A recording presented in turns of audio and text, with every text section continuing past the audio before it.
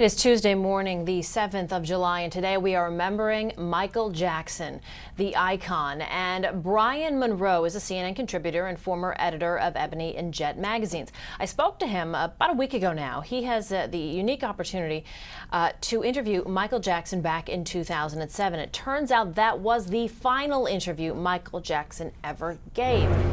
He's joining my colleague now live at the Staples Center in Los Angeles. Nicole?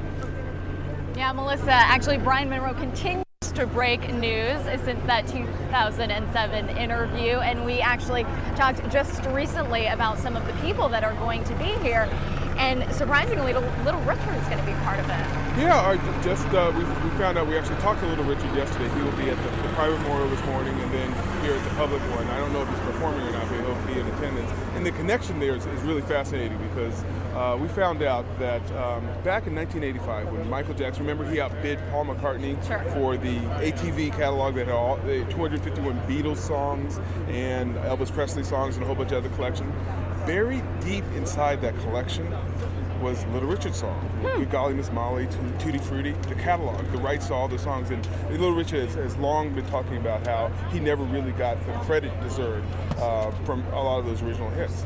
So after he bought that, in fact, Michael and his lawyer now, who's the executive of the will, John Branca, went to Little Richard and sat down with him and said, Little Richard, you've been so important in our lives, so important to music, we would like to give you your catalog back.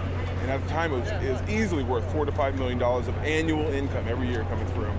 And Little Richard was so touched by that. He told us yesterday that it meant so much to him. Ultimately, they couldn't work out the deal, but he said it was not Michael's fault. It was working with the Sony side and some other pieces. But the gesture showed the humanitarian side of Michael Jackson that a lot of people may not know about. But you knew about that. Yeah, when you interviewed him, you got a sense that was more of his message than some of the spectacle you said that we have been seeing as of late. Well, it's interesting. I was sort of prepared as we sat down. We did this over the course of 3 days, and by the time we got to the interview, we did the photo shoot on a Monday and then the interview on a Tuesday. By the time we got to the interview, I didn't know we only have a few minutes. We ended up having close to an hour and a half, 2 hours with him. And he talked. He was extremely expressive, talkative, laughed, cried. We sat and went through old videotape. He had his son there, Blanket, greeted us at the door. And he was extremely animated. He was not this shy, whispering, quiet. I sat about as close as we were together. He had a little razor stubble. He had reading glasses. Michael Jackson was 50 years old.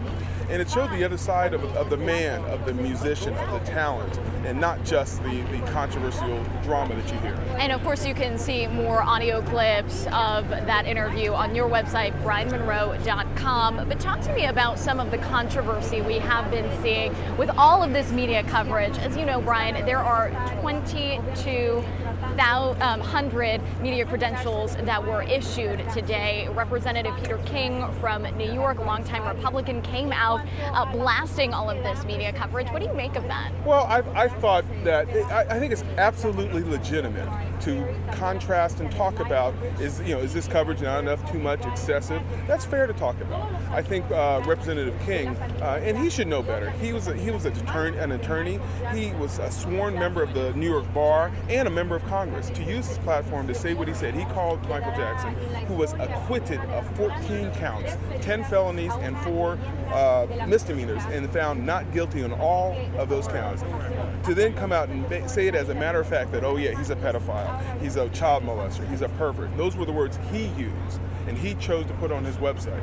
I just thought that crossed the line. It's one thing to have an opinion about Michael as an artist, as a performer. I also have an opinion about the coverage. You have on the other side Reverend Sharpton said there wasn't enough positive coverage. So, you can have a good, vigorous, healthy debate, but you cross the line when you abuse your position as a member of Congress to not just indict, but convict someone who has already been found not guilty.